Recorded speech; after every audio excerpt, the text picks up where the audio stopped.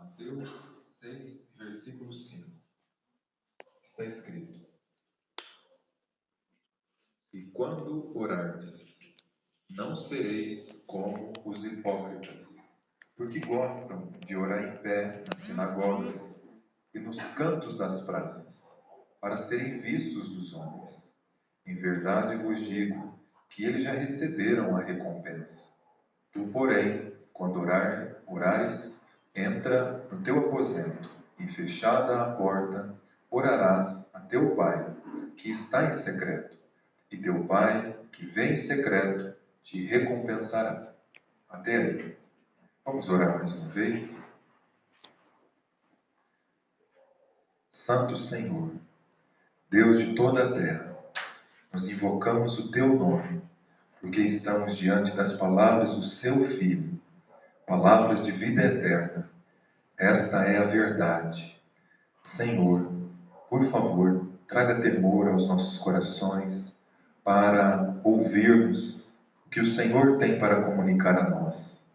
Nós pedimos, Deus, pelo Teu Espírito Santo, que o Senhor nos ilumine a entender, a assimilar esse tema que a nossa carne tanto, Senhor, rejeita, mas que é tão importante para a nossa alma. Por favor, Deus, que nós sejamos iluminados pelo Teu Espírito para compreender, Senhor, o significado dessas coisas. Que cada pessoa que aqui está possa avaliar a sua vida, possa ser estimulada, instruída, confrontada, Senhor.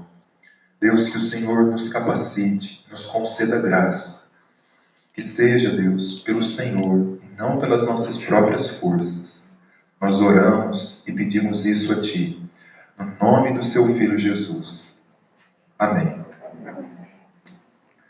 Gostaria de falar hoje sobre a prática da oração secreta, a prática da oração individual, da oração particular, privada.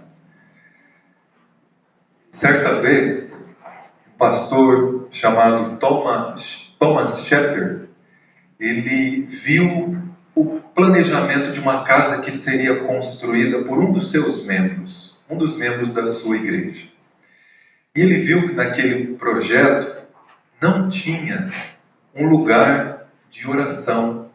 Era comum naquela época eles terem cômodos que as pessoas se retiravam, liam suas Bíblias e falavam com Deus.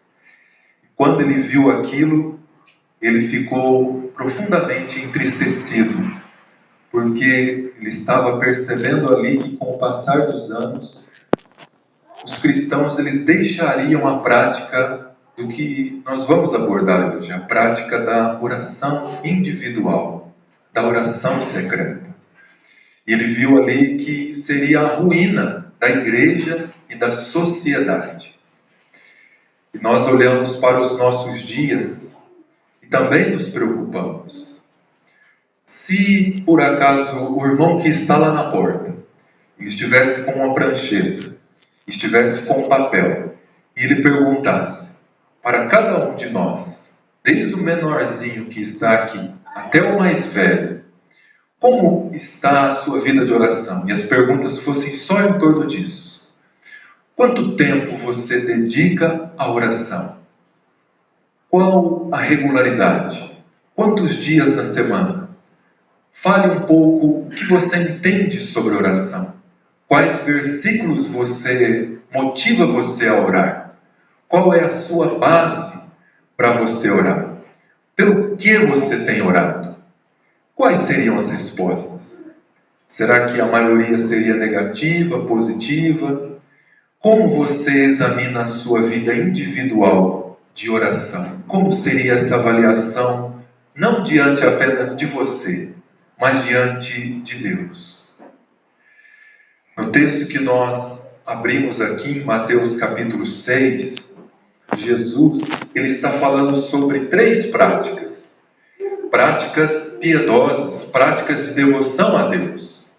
Ele está falando sobre dar esmolas, ele está falando sobre orar, ele está falando sobre jejuar.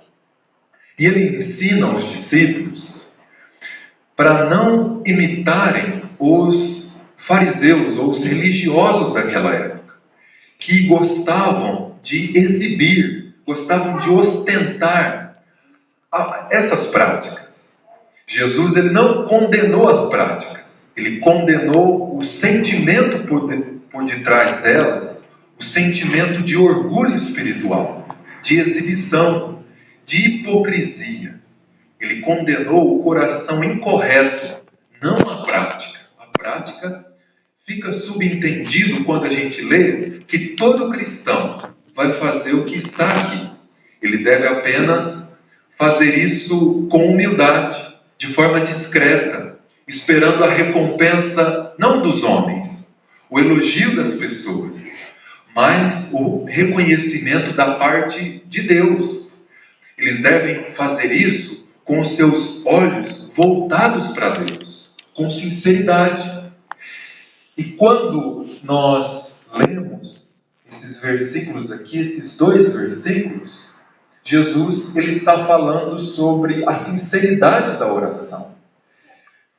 E quando ele fala isso que ele está falando aqui, nós podemos interpretar errado. Nós podemos achar que Jesus ele está condenando a oração pública e aprovando a oração particular. Alguém pode pegar esses versículos aqui e dizer assim: eu não vou para nenhuma igreja. Eu faço minhas orações todas as noites antes de dormir. Jesus disse que é melhor fazer isso do que se reunir com os hipócritas lá na igreja. Então tem gente que não quer um compromisso maior com Deus, não quer ser orientado biblicamente, não quer aprender na igreja e quer viver como quer, e muitas vezes justifica dessa forma. Você já deve ter ouvido, eu já ouvi muitas vezes. E às vezes, as pessoas que frequentam a igreja também, às vezes tem uma reunião de oração para ir, um culto como esse, e alguém tem uma desmotivação, uma falta de ânimo para vir, e pensa assim: hoje eu não vou ao culto, depois eu faço uma oração em particular, e leio um capítulo da Bíblia aqui em casa. Isso também é válido para Deus. Cristo, ele não está aqui desprezando a oração pública. Jesus, ele orou com os seus discípulos. E quando nós vemos os primeiros cristãos, eles perseveravam nas orações. Então, usar esses versículos aqui para dizer que a oração pública, o culto é menos importante, que ficar em casa é mais válido, é errado.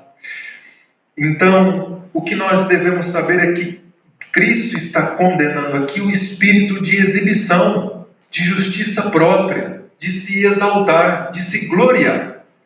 E Cristo, como mestre, ele ensina muitas coisas falando uma coisa só.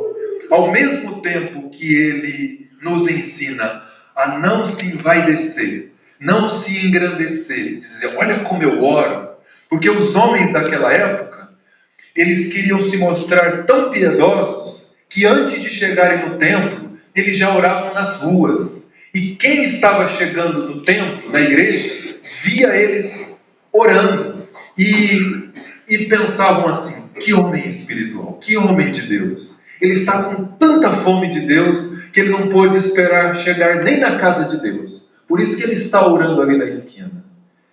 Então, Cristo está condenando isso. E ao mesmo tempo, como mestre, sabe o que é, ele nos mostra a prática da oração secreta.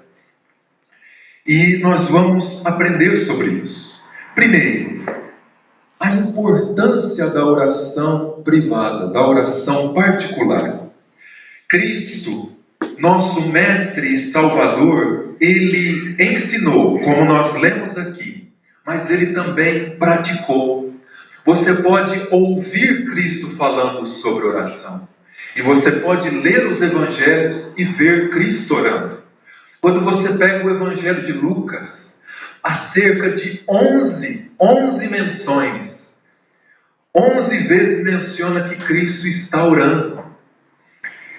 Em Marcos, capítulo 1, versículo 35, está escrito: tendo-se levantado alta madrugada, saiu, foi para o lugar deserto e ali orava. Mateus 14, 23. Despedida as multidões, ou seja, encerrado o trabalho, o expediente de Jesus como pregador, subiu ao monte a fim de orar, e caindo a tarde, estava ele ali só. Então Cristo, o autor de Hebreus, vai dizer que nos dias que ele esteve na terra, ele ofereceu-se em oração e lágrimas. Quando nós vemos os discípulos, lá em Lucas 11, os discípulos fizeram um pedido que Jesus ensinasse eles a fazerem uma coisa. E não era pregar, não era curar pessoas, não era como alcançar multidões. Eles pediram: Senhor, ensina-nos a orar, como também João ensinou os seus discípulos. Ou seja, os discípulos pensaram assim: que coisa é essa que Jesus tanto se dedica? Porque todos os dias, quando nós acordamos, Ele não está aqui entre nós. Nós temos que procurar Ele no deserto. Porque todas as tardes, quando nós vamos comer, descansar, Ele não está entre nós. Ele vai para o monte. Ele tinha tanto o hábito de orar, que quando Judas foi entregá-lo, Judas sabia onde ele estava. Ele estava no jardim do Getsemane. E João vai dizer em João capítulo 18 que ele estava ali continuamente. Por quê? Porque ele estava no jardim. Porque ele estava com os discípulos em oração. E o próprio João vai dizer na sua epístola, na primeira, que todo aquele que diz que é dele deve andar como ele andou. Então a oração é importante, a oração secreta, porque Cristo tanto praticou ela como ensinou ela. Mais um motivo da importância da oração secreta. Por que estamos abordando esse tema aqui hoje? Por que isso é necessário para a nossa vida? Porque os crentes, os santos do passado, a ensinaram e também a praticaram. No Salmo 32, versículo 6, está escrito: pelo que todo aquele que é santo orará a ti. Todo aquele que é de Deus terá uma vida pessoal de oração com Deus. O senhor Martin Lloyd-Jones, um pregador inglês, ele disse: pode-se verificar que a mais saliente característica de todas as pessoas mais santificadas que o mundo já conheceu tem sido que não somente passavam muito tempo em oração privada, mas também se deleitavam nesse exercício da alma.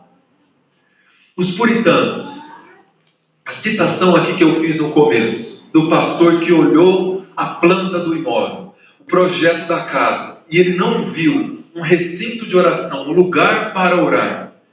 Eles tinham o hábito de orar, tanto é que eles tinham um lugar. Quem de nós aqui tem um cômodo específico para isso?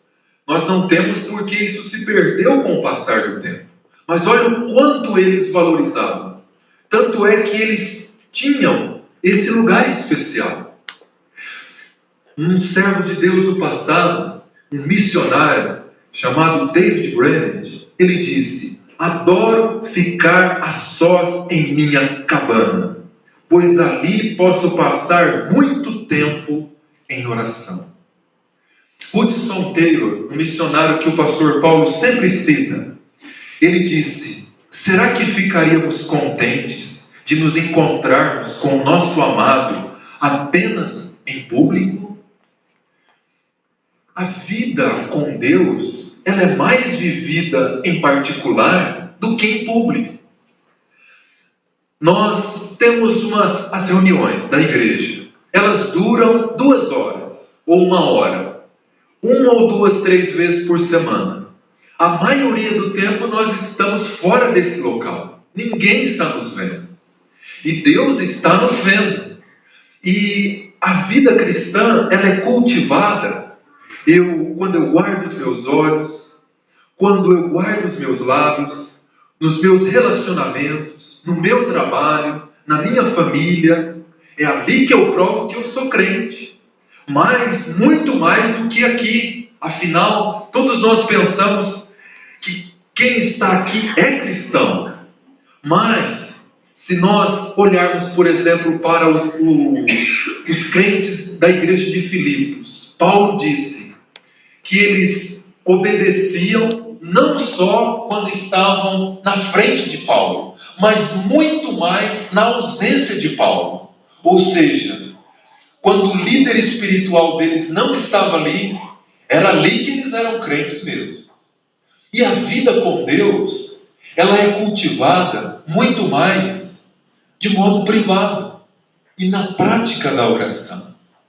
Mas nós encontramos alguns obstáculos. Talvez você está ouvindo sobre isso e você já está pensando, eu tenho esse problema.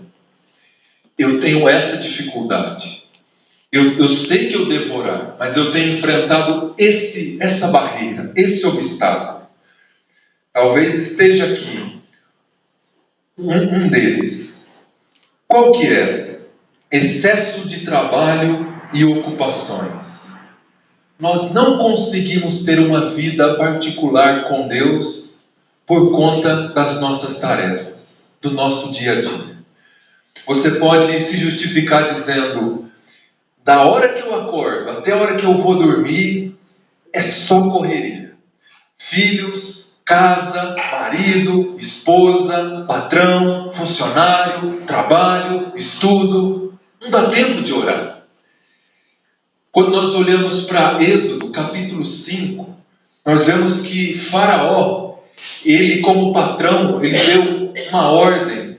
Ele teve como governante, ele teve uma política ali, que quando Moisés e Arão queriam tirar o povo de Deus do Egito, eles eram escravos ali, eles trabalhavam ali. Quando o Faraó ficou sabendo disso, ele teve uma estratégia.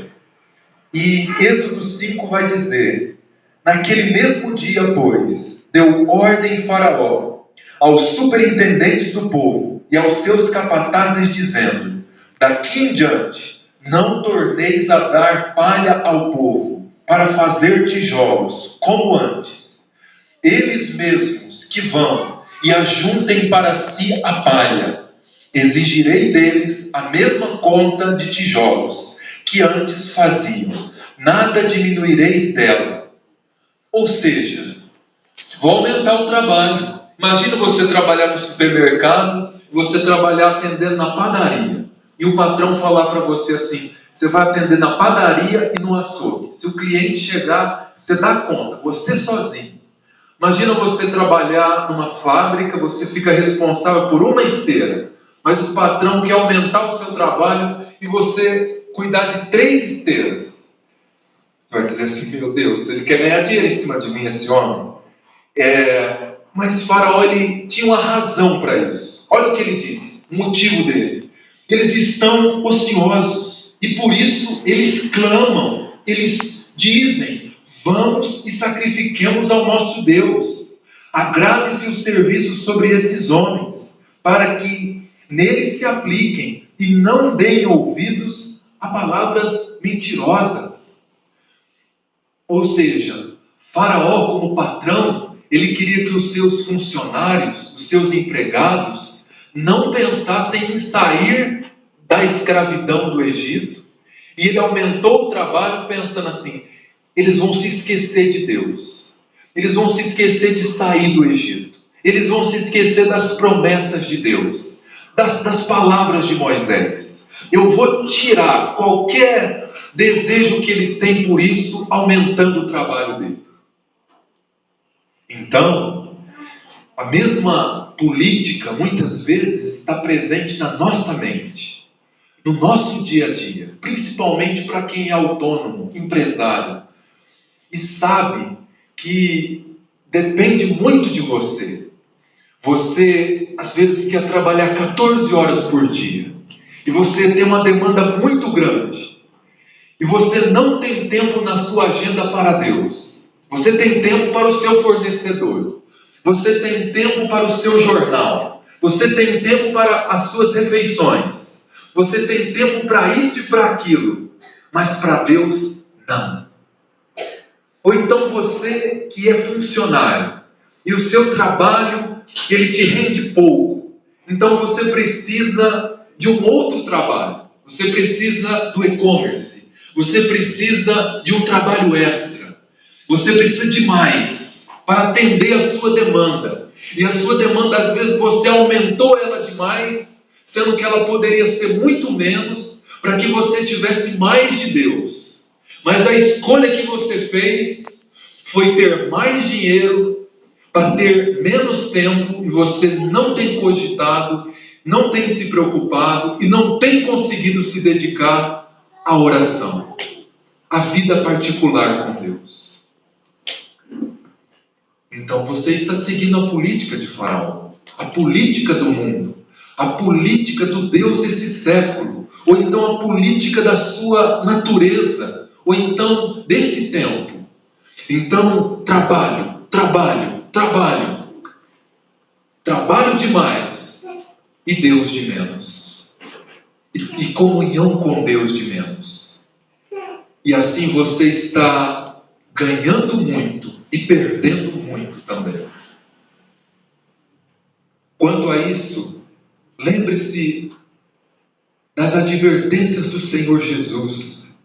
Em Lucas 21, ele disse: acautelai-vos por vós mesmos, para que não suceda que o vosso coração fique sobrecarregado com as preocupações deste mundo.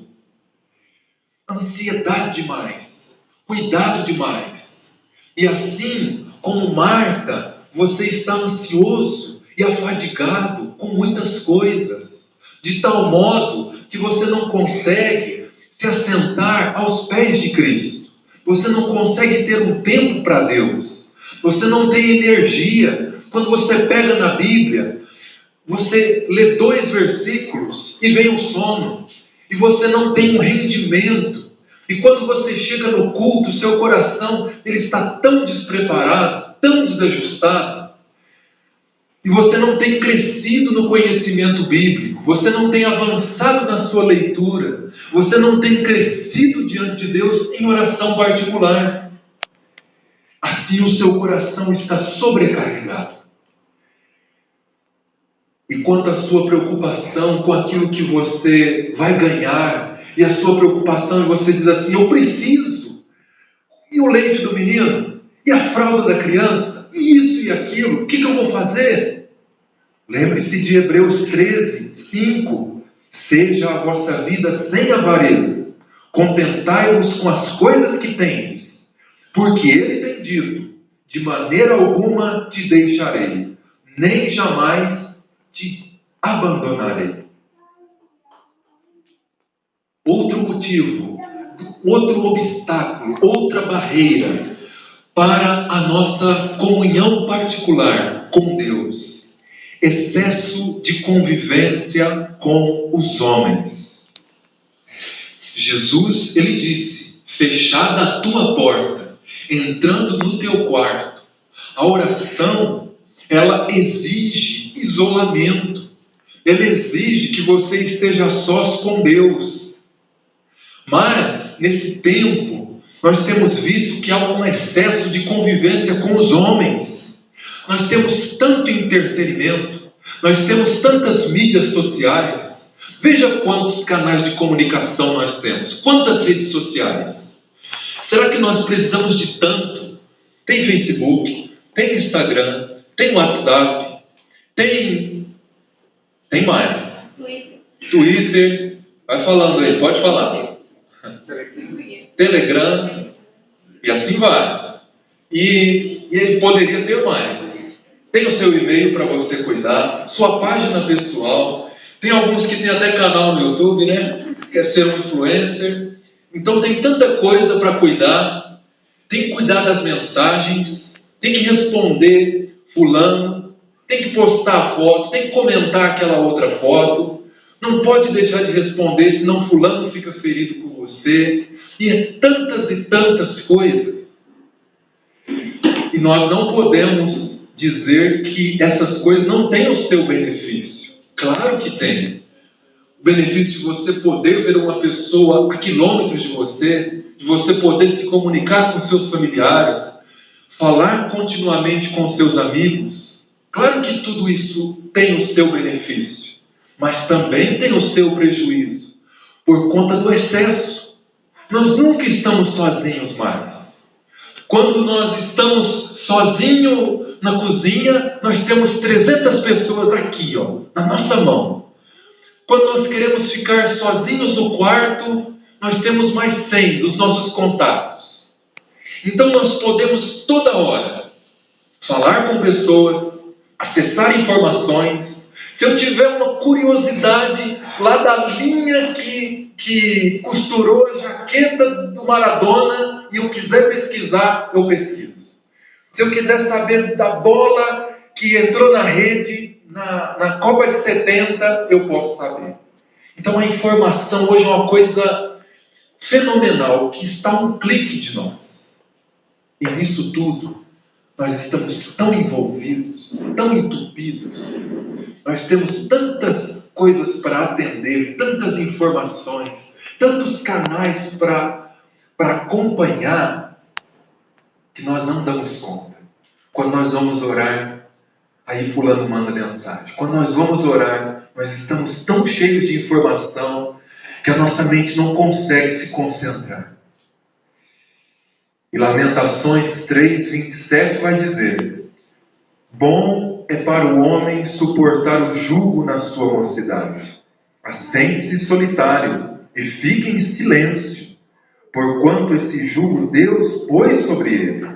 Ponha a boca no pó, talvez ainda haja esperança. Existe sim a necessidade de nós sermos seres sociais. Relacionamentos é algo benéfico, nós temos que fazer isso. Mas nós temos que também cultivar uma vida de solidão. Uma solidão com Deus, uma solidão positiva, uma solidão espiritual, uma vida particular com Deus. Leonard Ravenhill, ele fala muito sobre oração. Se você quiser ser motivado, instruído, direcionado e exortado mesmo, leia os livros dele, Leonard Ravenhill. Ele disse, nosso espírito está disposto, mas o cansaço, o apetite, ou o prazer pela comunhão com os amigos, parentes, irmãos da igreja, ou a necessidade de estar em companhia de alguém, afastam-nos do lugar secreto de oração. O espírito, na verdade, está pronto, mas a carne é fraca. É muito mais fácil andar na carne do que em intimidade de oração com Deus. Está vendo os nossos obstáculos? As nossas dificuldades? Está vendo o que nós estamos enfrentando? Por que nós não conseguimos fluir, avançar? Veja o que disse David Brainerd. Agora um exemplo positivo. A vida de solidão me oferece maior oportunidade para fixar e penetrar até os mais profundos recessos da alma. Ainda assim, é melhor viver sozinho do que viver sobrecarregado pela agitação e pelo tumulto. Sinto grande dificuldade em manter qualquer senso das realidades divinas, ao mesmo tempo em que vagueio de lugar para lugar, sempre cheio de cuidados e atividades variadas. Uma atividade estável e fixa em um lugar facilita uma vida dedicada à religião. Sabe aqueles dias que você está de férias Que dias bons, né? Sabe aqueles dias que você tira para balanço, que você vai para um lugar, tem um lago próximo, não tem? Que é o centro, no começo da cidade. Que lugar ótimo. Quando eu vejo um lugar daquele, eu vontade de deitar no chão. Que lugar gostoso. Quando você se separa para uma mata e você vai orar, que coisa agradável. Quando os seus filhos saem, ou a sua esposa sai, ou então você acorda mais cedo, ou então você vai dormir mais tarde, você fala assim, que tempo proveitoso, que hora agradável diante de Deus, que momento de privilégio de estar com o Senhor em oração. É isso que ele está falando aqui. Mas o contrário também é verdade. A quantidade de informações, o excesso de comunicação tem nos prejudicado muito. Faça uma coisa, se tem te prejudicado mesmo, diminua. Limita o horário. Não começa a partir desse horário. Só começa a partir desse horário. Quando for a partir desse horário, determina, cada um no seu contexto pessoal. E fala assim, a partir das 8, a partir das 9 da noite, ninguém mexe no celular nessa casa.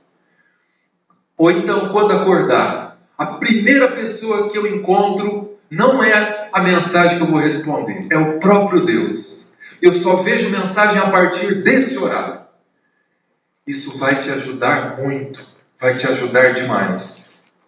Outro obstáculo que nós encontramos, falta de fome e sede de Deus. O grande alvo e a única pessoa com quem nos relacionamos em oração. Jesus disse, em Mateus 24, 12, e por se multiplicar a iniquidade, o amor de quase todos se esfriará. Ele está falando aqui dos cristãos. Ele está falando aqui do povo de Deus. E ele está dizendo que o amor pelas coisas de Deus vai se esfriar, vai acabar. Que os crentes vão perder a alegria da salvação, o prazer pela comunhão pessoal com Deus. Você lembra que Davi, ele pegou a Arca da Aliança em 1 Crônicas 13 e ele trouxe de volta para Jerusalém, colocou ali no templo, e ele, quando fez isso, ele dançou diante da arca, ele se alegrou diante de Deus. Aquela arca, ela estava esquecida nos dias de Saul. Saul não fez caso algum dela, e era o símbolo da presença de Deus. Do mesmo modo, nos nossos dias, nós estamos pouco preocupados com a presença de Deus. Estamos pouco preocupados em nutrir essa vida pessoal de oração. Estamos esquecendo lá, deixando de lado. Está jogada, ela estava jogada, empoeirada, esquecida. Imagine aquilo que era tão importante para Israel. Saul, ele estava preocupado demais com o seu reino. Ele estava preocupado demais com Davi, em continuar reinando. Ele esqueceu-se de Deus. Do mesmo modo, nós temos nos esquecido de Deus. Falta de fome e sede de Deus. O apóstolo Paulo disse em 2 Timóteo 3, sabe, porém, isto, nos últimos dias sobrevirão tempos difíceis, pois os homens serão mais amigos dos prazeres que amigos de Deus. Estamos aqui, na metade da mensagem. Você já viu a importância. Você já viu os obstáculos. E talvez o Senhor toca no seu coração. E você pensa assim, eu tenho que mudar. Eu tenho que reformar a minha vida. O que eu devo fazer então? Como eu posso começar uma vida particular de oração? Como eu posso corrigir isso? Como eu posso buscar a presença de Deus? Como praticar então a oração secreta? Vamos ver. Primeiro, planejando e separando um tempo e um local para ela. Jesus disse, entra no teu quarto e fechada a tua porta. Então ele diz, Se afaste num lugar. Dedique um tempo para estar naquele lugar. Se afaste das pessoas. Isso não significa que tem que ser só no seu quarto. Pode ser na sua sala, na sua varanda, na sua garagem. O que ele está ensinando aqui é privacidade. É você evitar tanto a ostentação como a distração. E quando nós vemos em um exemplo bíblico de Daniel, nós temos um exemplo perfeito. Em Daniel 6 está escrito que Daniel ele orava em sua casa, no seu quarto, 3 vezes ao dia, se punha de joelhos, dava graças diante do seu Deus, e isso era um costume dele. Ele tinha um hábito de orar, fazia parte da vida pessoal de Daniel. O pastor Paulo escreveu um livro excelente, que trata muito dessas questões aqui. E ele tem um capítulo que fala justamente sobre oração secreta. E ele vai escrever ali: nossa rotina diária é bem dividida. Temos horários específicos para tudo: despertar, fazer refeições, ir ao trabalho e à escola. E por aí a lista segue. Entretanto, para o nosso período devocional, geralmente não temos um período específico. Seguimos aquela ideia genérica. Oramos quando possível. Uma rotina planejada assim está fadada a não ter sucesso. E ele vai dizer: reserve um horário específico do dia e seja regular com esse hábito. Faça como Paulo, em 2 Timóteo 1,3, ele vai dizer: sem cessar, me lembro de ti nas minhas orações, noite e dia. Todos aqueles que oram, eles sabem qual é o horário melhor deles, e eles podem dizer: esse horário é o meu horário com Deus. Esse horário não é dedicado à minha esposa, nem ao meu filho, nem a nada, a Deus, só a Deus. Então, quando você fazer um cronograma num papel, na sua mente, coloque lá oração, desse horário até esse horário. Coloque ali vida devocional, leitura das Escrituras, comunhão com Deus. Como praticar a oração secreta? Dando prioridade a ela em nosso dia a dia. Samuel, ele disse: quanto a mim, longe de mim que eu peque contra o Senhor, deixando de orar. Muitas vezes, a sua mente vai dizer: você tem um negócio importante para fazer hoje, deixa de lado a oração para você ganhar tempo. Essas sugestões, elas vêm diretamente do diabo. É a mesma coisa que ele dizer: não se preocupa com a sua alma, não. Não se preocupa com Deus, não. Deixa Deus de lado. E assim, nós vamos desprezar a oração. Mas a oração ela tem que ter um ponto alto na nossa vida. Ela tem que ter. Nós temos que dar prioridade a ela. Como Cristo disse aos seus discípulos: buscai, pois, em primeiro lugar o seu reino e a sua justiça. Ela tem que ser uma prioridade. Tem que ser o objetivo maior da sua vida. Eu posso perder isso. Posso talvez cancelar aquilo. Eu posso tirar isso da minha agenda. Mas a oração não. Eu posso dormir menos. Posso dormir mais tarde, acordar mais cedo. Posso fazer isso e aquilo. Mas deixar a oração não. Primeiro Deus. Primeira oração. Primeira comunhão com Deus. Como praticar a oração secreta? Lembrando-se continuamente que a busca por Deus é o grande alvo dela. Como Jesus disse: orarás a teu Pai que está em secreto. O alvo da oração é o próprio Deus. O alvo da oração é o ouvido de Deus. Sabe por que muitas vezes a oração é negligenciada? Porque ali não tem os olhos de ninguém para te aprovar, para te elogiar. Ali ali só tem os olhos de Deus, só tem a presença de Deus. Por isso que muitas vezes, na falta da fome e sede por Ele, nós não o buscamos em oração particular. Mas, se alguém se propõe a ter uma vida de oração, e às vezes encontra-se desanimado, encontra-se inconstante, basta lembrar que o Deus que fez o céu e a terra, o Deus que é santo, o Deus que é único, o Deus que é fiel, verdadeiro, o Deus que me salvou, que me tirou das trevas para a luz, o Deus imortal, Ele vai estar ali. Ele vai estar ali. Então, a principal motivação da sua oração não é cumprir um protocolo, não é ser religioso. É Deus, é Deus. Deus é o nosso sumo bem, nosso bem maior. Toda vez que nós orarmos, nós deveríamos lembrar de um versículo. Salmo 27:8. Ao meu coração me recorre, buscai a minha presença. E o salmista vai dizer, buscarei, pois, Senhor, a tua presença. Deus falou ao coração desse homem para ele buscá-lo.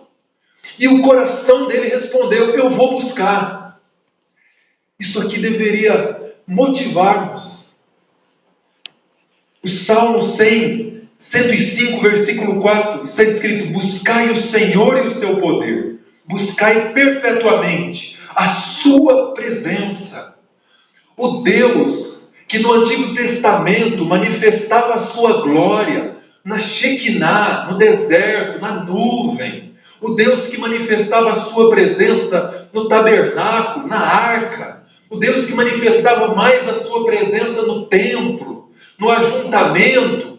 Esse Deus, Ele pode se manifestar no nosso quarto de guerra, no nosso quarto de oração.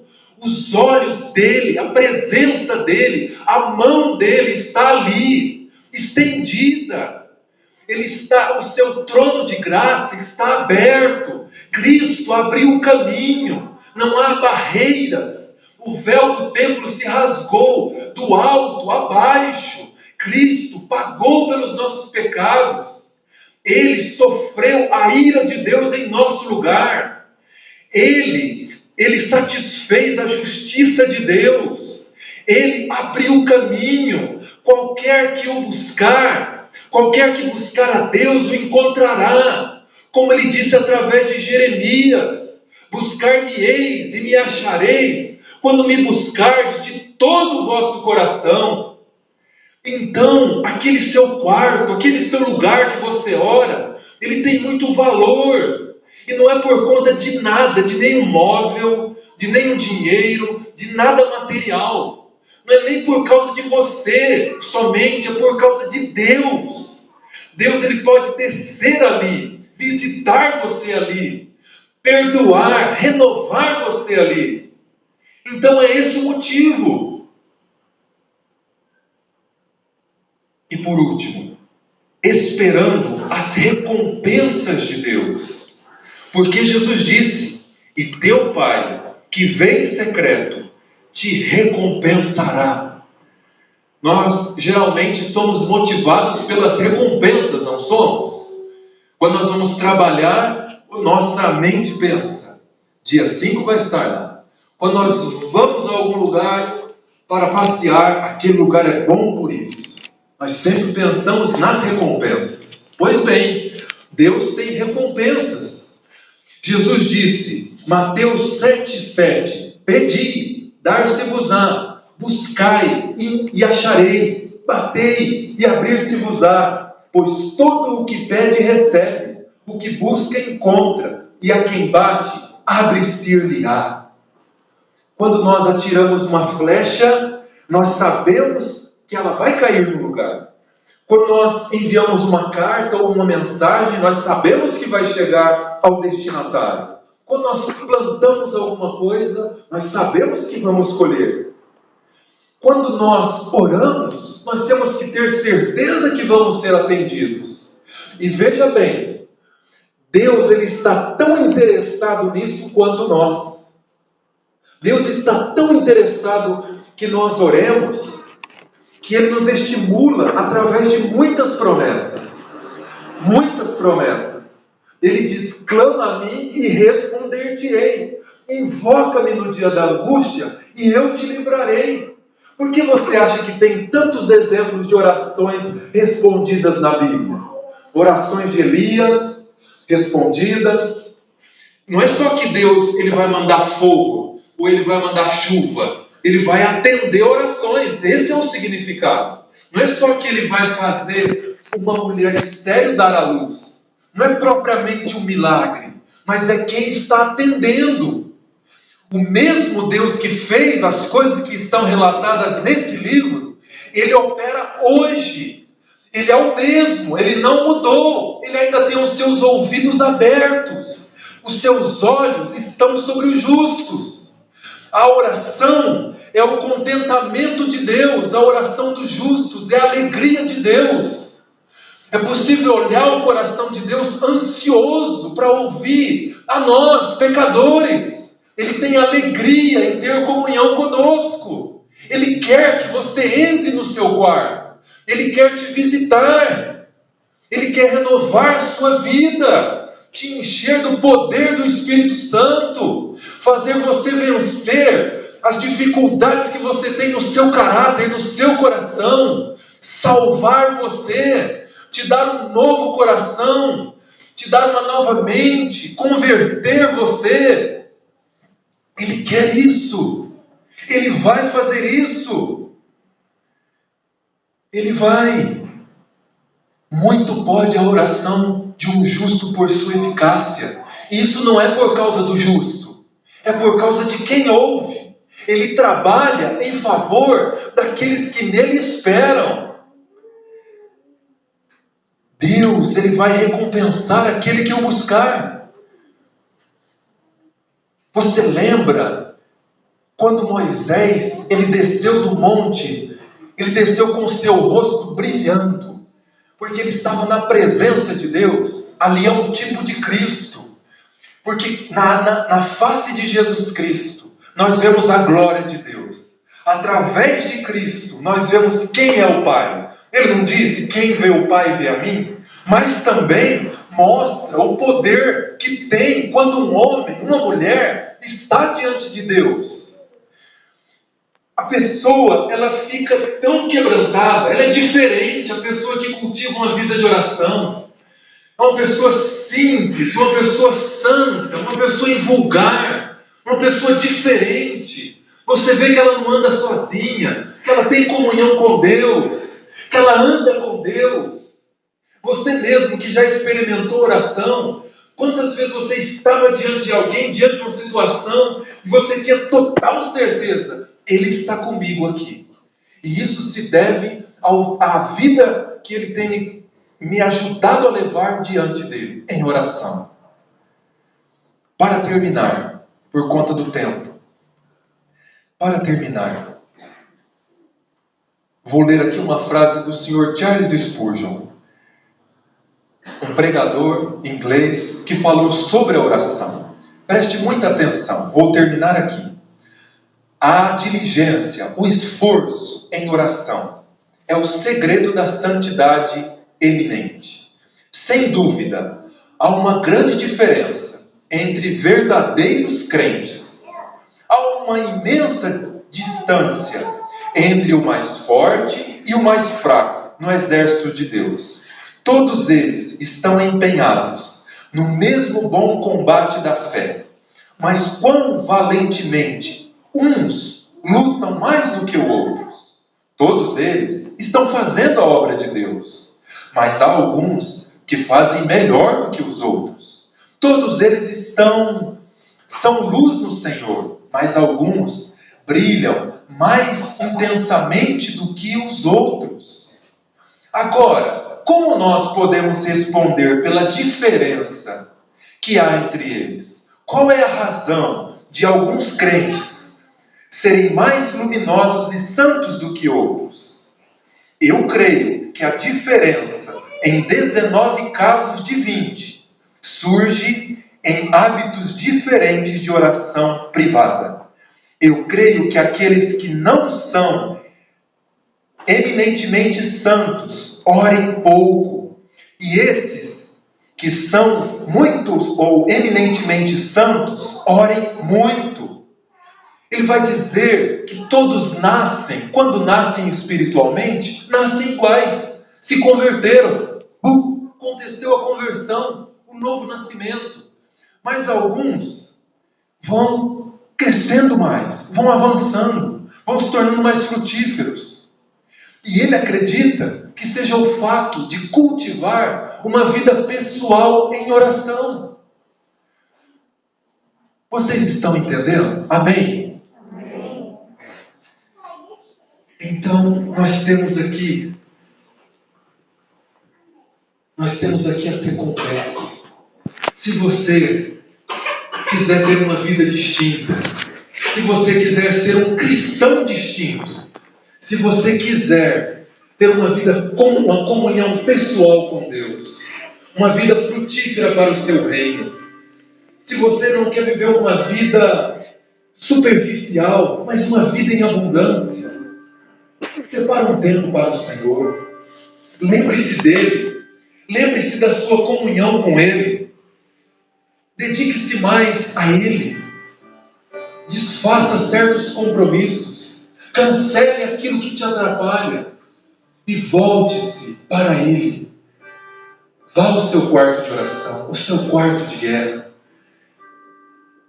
E certamente Ele vai te visitar. Ele vai te fortalecer. Você mesmo vai poder provar e ver o quanto o Senhor é bom.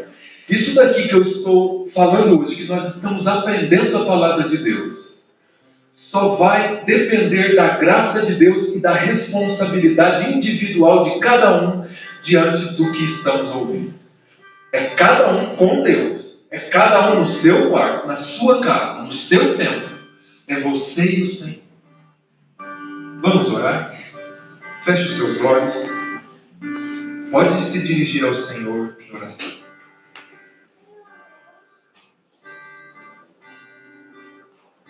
Peça ao Senhor que te ajude. Peça ao Senhor que o seu Espírito venha inspirar você, motivar você. Peça que a palavra faça efeito no seu coração.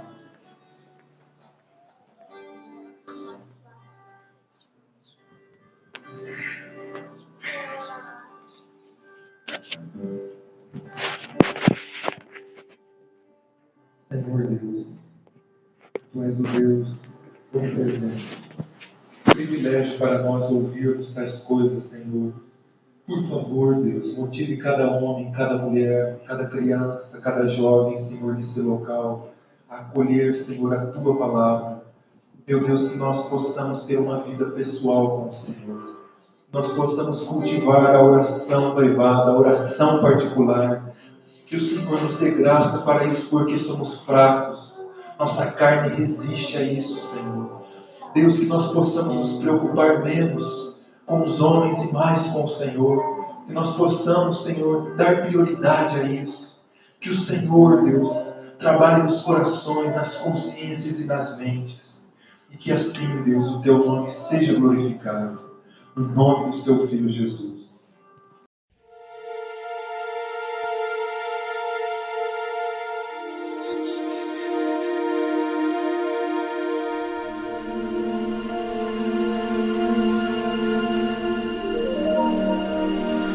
Na oração